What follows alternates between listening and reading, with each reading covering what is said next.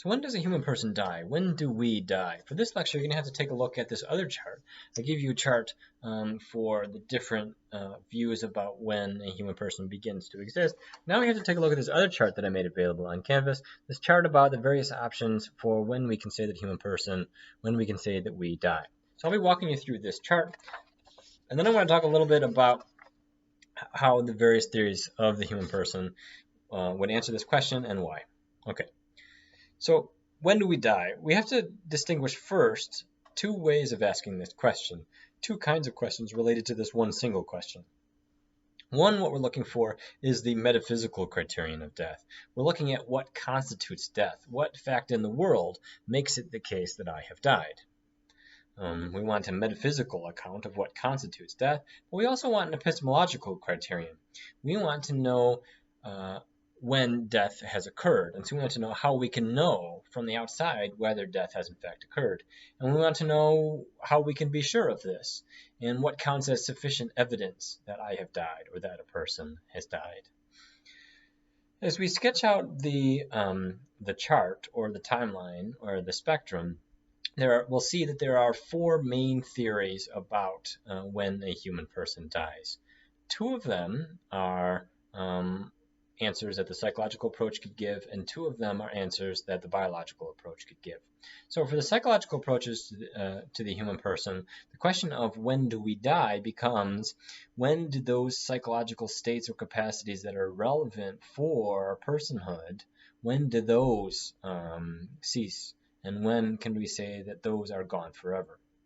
Whereas on the biological approach, the question becomes, well, when does a human organism die? When can we say that the human organism is no longer there? So maybe we'll start with the psychological approaches. So there are two answers that could be given under the psychological approach. It could be that the human person dies when there is a loss of certain psychological features, that is, certain mental states. On Locke's view, for example, right, as soon as you lose particular memories, if you were to, example, lose all your memories all at once, that would be the end of you.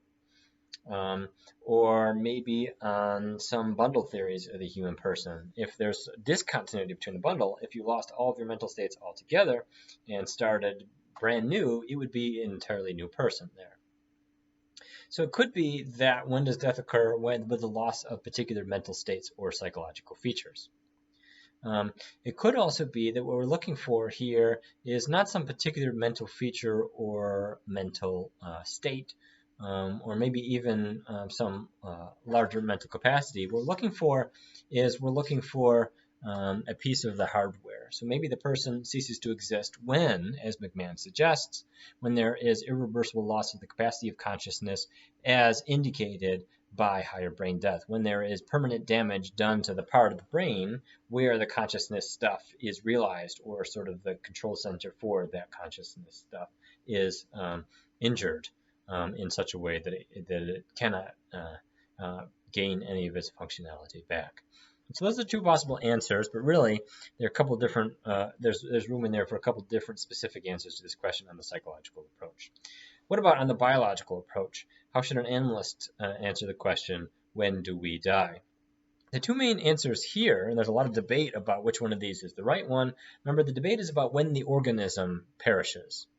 Earlier on, Olson really emphasized that the brainstem is the control center for the human organism. It is what concentrates or controls or integrates or organizes the life of the organism, such that if you were to move the brainstem to a different body, you would actually move the animal, he thinks. Now, he also thinks that because the brainstem is that control center, once you lose functionality in it, that is the death of the organism. And so you lose functionality of the brainstem, then you lose the organism. The organism has ceased to exist. So on the one hand, it might be a loss of psychological features. The second view is that it's a loss of higher brain function. This is so-called higher brain death. The loss of lower brain function would be what is known as whole brain death. So Two kinds of death so far. Principally, you got higher brain death, which says that when the cerebral cortex, or when the upper parts of the brain, the stuff that controls the consciousness and the other rational abilities, when that loses functionality, then the person has died, versus the whole brain view, which says that no, not only does the higher brain need to cut out, which will happen in a persistent vegetative state, but when both of the parts of the brain, both the higher brain and the lower brain, cut out, when we got whole brain death, then the organism has ceased to exist. That's the animalist view. That's Olson's view. That's number 3 on your chart. But there's a debate among animalists about whether that actually is the correct account of when a human animal dies. There's a possibility that the human animal could survive, in some cases, even with loss of functionality in its brain stem, even with loss of functionality in both its higher brain and its lower brain. So what else would death be if it's not the loss of functionality in the whole brain? Well, the option here would be to say that death of an organism is the loss of organ system coordination. So the general idea here, the proposal here, is that maybe in some cases, even without a control center, the parts can still coordinate among themselves. They can still work together to produce a singular life and to keep the metabolic functions of the organism going. Are there any good reasons to think that a human organism can possibly survive without the functionality of the brain stem? Well, there's this neuroscientist, Catholic neuroscientist, if you're interested, Dr. Alan Schumann, who has done some really great work. He's a neuroscientist. He has done some really great work observing some cases in which, usually it's young people, in which there is a loss of functionality in the brainstem and the higher brain, and yet many of the metabolic functions seem to carry on even with little external support. So he's got some documented purported cases, usually involving young people, in which, especially with young people, different parts of the body can pick up the slack once the brainstem loses its functionality. Other organs can jump in and help maybe lead the rest, or all of them can continue to work together. So why should we think that 4 rather than 3 is the right view? Well, look to the work of Dr. Alan Schumann. Maybe he's got some compelling cases that show that no, human organisms can clearly continue to be alive, even in some cases without the functionality of a brain stem. Another argument for thinking that the human organism can, in principle, survive without the functionality of its brainstem is the argument that, well, the organism existed before it developed a brainstem. Even on Olson's view, which says that the organism doesn't come into existence until day 14, 16, he does say that it comes into existence at least day 14, 16, maybe at latest day 21, but there's no brainstem there yet. The brainstem doesn't come in until several weeks later. And so if he thinks that you can have a human organism in the earlier state without something like a control center, why not afterwards? So 2 reasons for thinking that. There's a larger organ system coordination account of death that we should be looking at. We shouldn't just concentrate on the brainstem if we're animalists. The purported cases from Dr. Alan Schumann, and the functional integrity in the embryo of the fetus prior to the formation of the brainstem. So that's sort of the dispute within the biological approach about whether we should be looking strictly at the brainstem or whether it's possible the human organism can survive even without a functioning brainstem, as some cases from Dr. Alan Schumann seem to indicate. Now, what if you wanted to argue against the first 2 views, that it's not about loss of certain psychological features or a loss of higher brain function? I think what you'd have to argue is that the psychological approach to the human person is just the wrong approach to understanding what we are. And so what we'll be looking for is not just the mental stuff, is that we're looking more for the biological stuff. And indeed, you might think that on the 2 psychological approaches, what they are committed to is what I call a problem of too many deaths. They have to say that, okay, the person dies, the loss of higher brain function, but then the organism is still there, and so the organism still has to die later on. And so we got 2 things dying, maybe too many deaths. We might also wonder about, as I said last time, how permanent or irreversible is higher brain death. We diagnose higher brain death now, the permanent loss of functionality in the higher brain, but how permanent is that? Maybe as we learn more about it, maybe there are certain environmental conditions in which it can repair itself. Maybe there are certain new technologies that we can develop to repair it. Maybe we can even transplant new higher brains such that the organism can begin to engage in conscious thought again. If all of those are possible, we might think that higher brain death is not even the end of consciousness, not necessarily. It's not the irreversible loss of conscious capacities. Now, what about why I think that we should be looking for the higher brain rather than particular psychological features in the first place? Maybe one of the advantages of pinning it to some piece of the hardware is that it does seem to capture the permanence of death in a way that just focusing on particular states or features might not. So, for example, if you just did it in terms of memories, then all your memories cut out, you cease to exist. But what if those memories came back? Would we have the same person back again, or would we have a brand new person? What about, right, the bundle loses all of its mental states and it gets all new ones, but then later on it gets the same mental states. Would it be the same person or not? See, the nice thing about the higher brain death is it seems to get around those worries by focusing not on particular states, but on a particular piece of the hardware. So that gives you an overview of the four main accounts of what death consists in and how we can tell whether the patient has died. There might still be all sorts of worries about how we can reliably determine whether death has occurred. And maybe we ought to think that we ought to err on the side of caution. If the person is, or even possibly dead, maybe we ought to hesitate to enact the organ donation process. But that's the way that the biological approaches and the psychological approaches will approach the issue of death. If you're an animalist, then when do we die? It's either whole brain death or lack of or loss of organ system coordination. If you are a proponent of the psychological approach, then when we die comes down to either you think it's higher brain death, a piece of the hardware, or it's a piece of the software. It's a particular mental state or feature that gets lost. But what about soul theories? What should soul theories say about when we die? For this analysis, I'm going to be taking from the Jason Eberl piece, which is an exploration of how various soul theories can approach the issue of when a person dies. So we have two kinds of soul theory. We have substance dualism and hylomorphism. So how should we best understand how those two approaches should approach the issue of death? So on any soul theory, the metaphysical criterion for death, what is it that constitutes death, is that death is the separation of the soul from the body. That's what it means for a person to die, is for the soul to be separated from the body. But souls are invisible, so we need some sort of account of how we can tell whether this has occurred. Here's the way that substance dualists, at least some of them, approach this issue. In particular, Jason considers the work of Richard Swinburne, who we read earlier on. According to Swinburne, since the soul is that which gives the body its psychological capacities, once the body loses its psychological capacities, this is evidence that the soul has departed from the body. So when should the substance dualist say that the person has died? And once again, because what the soul is posited to explain according to substance dualism is just the consciousness stuff. Once the consciousness stuff is gone, maybe that's reason to think that the soul has departed, and so the person is dead. And so on this construal, the answer that substance dualists could give, and some of them do give, Swinburne gives, is that the death of the human person is at higher brain death. So substance dualism, at least one main proponent of it, sides with higher brain death.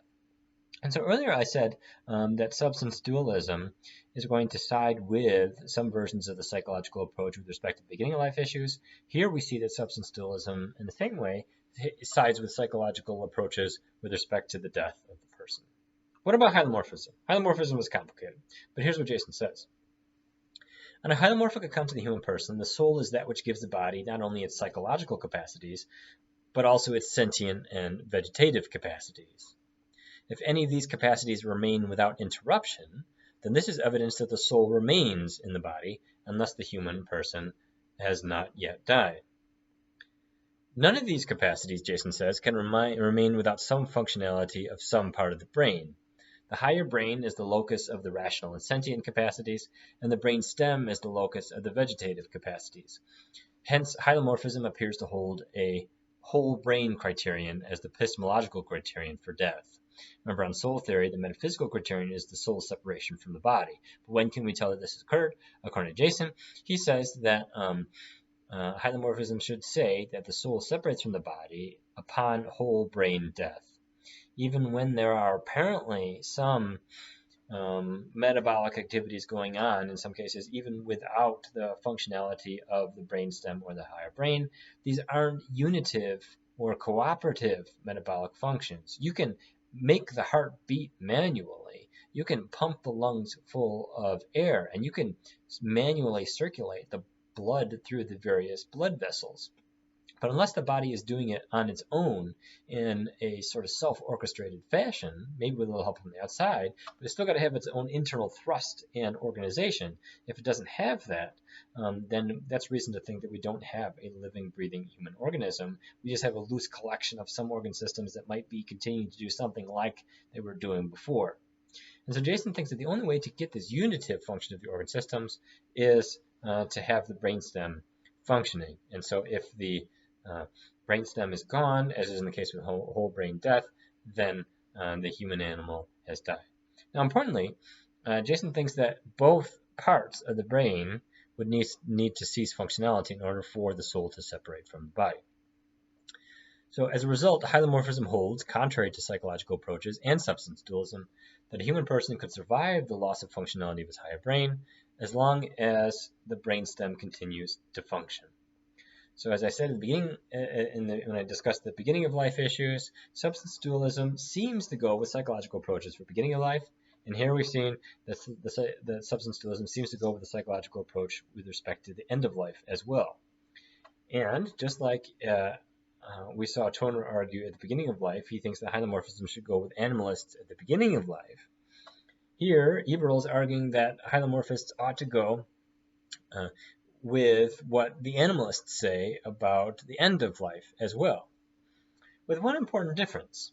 Here's what Jason says. He says, hylomorphism also holds, contrary to animalism, that a human person could survive the loss of functionality of its brainstem as long as the higher brain continues to function.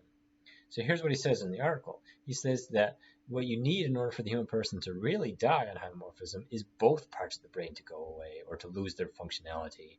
The soul will not separate from the body as long as one of those parts of the brain is still functional. So if the brainstem is still going, but the higher brain cuts out, as in the case of persistent vegetative state, then the human person is still there, still alive. But what if the brainstem cut out, but we could still support the functionality of the higher brain? Jason thinks that on hylomorphism, we should still think that the person is there. He thinks that there are some even documented cases in which the brainstem has lost some of its functionality, and yet there seems to be enough blood going to the higher brain that there is some kind of conscious activity that remains. Jason thinks that, well, look, if you've got functionality of either part, then you've got the continuity of the soul organizing that activity there. And so, in order to really kill the person, you'd have to destroy both parts. And so there's a sense in which hylomorphism agrees with Olson that the brainstem is really important. But Olson seems to think that the brainstem is the most important. If the brainstem cut out, but the higher brain was still functioning, Olson would not think that the animal is still there. Whereas Jason Eberl thinks that on hylomorphism, you could still hold the animal was there. You could still hold that the person is continuing to be there. Now, it's only able to exercise its rational capacities. It can no longer exercise some of its lower capacities, but it would still be there. Person still alive, still matter, form, composite. So I think this is an interesting suggestion because I think it opens up another possible avenue or another description of another case that we've seen earlier on in the course. So when Jason says that the human person can continue to survive without a brainstem as long as the higher brain were still functioning, well, what if the brainstem lost its functionality and the higher brain were continuing to maintain its functionality, and then we moved the cerebrum to another body? Now we have the familiar cerebrum transplant case. If Eberl's right that hylomorphists should say that the functioning cerebrum would be enough to be you absent the functioning brainstem, does that mean that I would go with my transplanted cerebrum in another case? Maybe the only case in which you go with your transplanted cerebrum is if also your functioning brainstem had previously lost functionality. But in that case, right, maybe in those cases, you could say that you go with your cerebrum if there's nothing left of your brainstem through which the soul can function. And if so, maybe that gives hylomorphism an additional advantage over both substance dualism and animalism. As Jason describes, the general hylomorphic framework allows it to avoid the causal interaction problem and the causal pairing problem for substance dualism, but his conception of the soul as the seat of vegetative, sentient, and rational capacities might allow it to preserve both the vegetable intuition, the idea that we could survive falling into a persistent vegetative state, and something like the transplant intuition. Maybe hylomorphism uniquely can say that you would survive falling into a persistent vegetative state, but also in some cases that you could be transplanted with your cerebrum. Wow, how could one view get it all? Well, that's the proposal, that hylomorphism is the unique view that can get everything that we want out of a theory of the human person. It gets all the benefits of animalism, even some of the benefits of the psychological approach. But in any event, our main topic for this video was the metaphysics of the human person and its relation to various debates about the metaphysics of death. What view you take on what death is depends crucially on what you think we are, because it will be the cessation of the functioning of whatever functions you think are the key to our survival over time. And so once again, it matters a lot that we get what we are correct, because there are lots of ethical issues that are at stake. Organ donation, euthanasia, advanced directives. If we get this wrong, we could potentially be killing people in harvesting their organs for donation, or pulling the plug too soon, or in failing to uphold various advanced directives. And so it matters crucially. Really, it is a matter of life and death that we get this right. And so I hope to be able to teach you about both of those things, both the beginning of life and the end of life. The metaphysics of personal identity has a very large role to play. And so even though we spent so much of the class going over the technical metaphysical debates about what personal identity consists in and what are the main puzzles and objections to various theories of the human person, you might think, oh, that was cute, that was fun, but why should we care about all this stuff? Now I hope you realize, after discussing both the beginning of life issues and the end of life issues, this matters crucially. That in order to argue that abortion is impermissible, in order to argue that organ harvesting of patients in a persistent vegetative is morally impermissible, you have got to argue against those views of the human person that say that it wouldn't be us. And you've got to argue in favor of a view that would establish our presence and our value, even in those sorts of states. So why is it important to study the human person? Because your life and the lives of those around you depend on it.